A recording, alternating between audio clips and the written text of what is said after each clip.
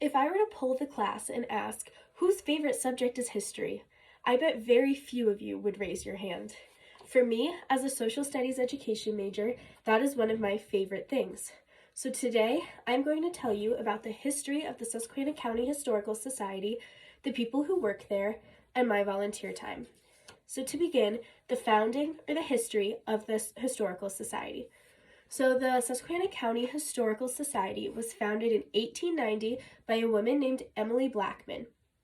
So this is the Susquehanna County Historical Society, and this picture was taken by the Susquehanna County Independent.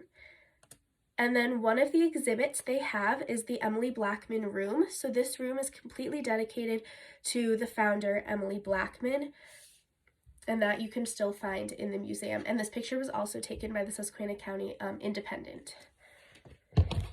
So Emily and other founders pushed to get a historical society because they realized the wealth of knowledge in the county and what people brought into the county was special. She wanted to preserve the artifacts that were brought in.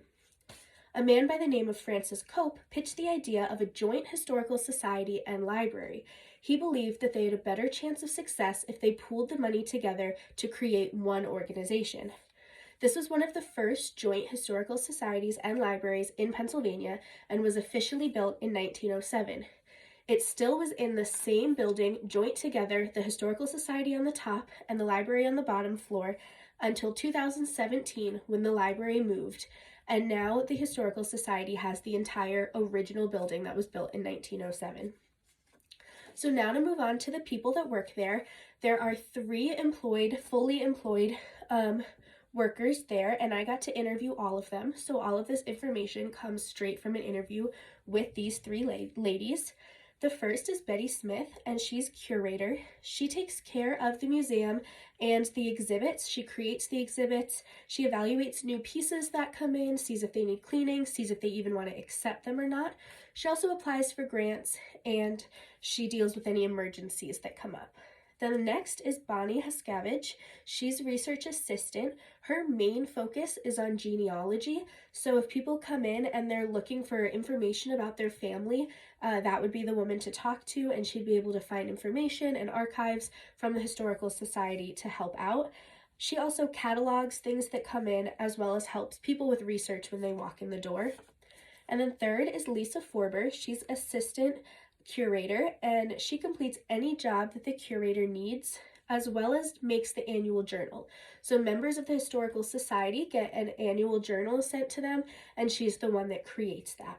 She also helps catalog and aids in any research as well on the main floor.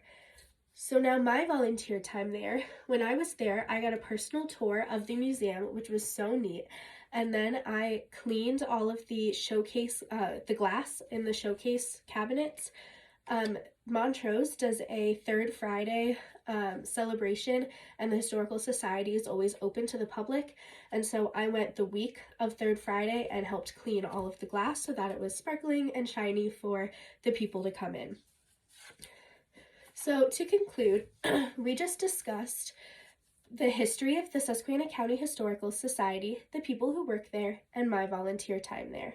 If you're interested in helping, you can call the Susquehanna County Historical Society and ask to volunteer. They always have volunteer positions open, as well as becoming a member, and that membership fee helps.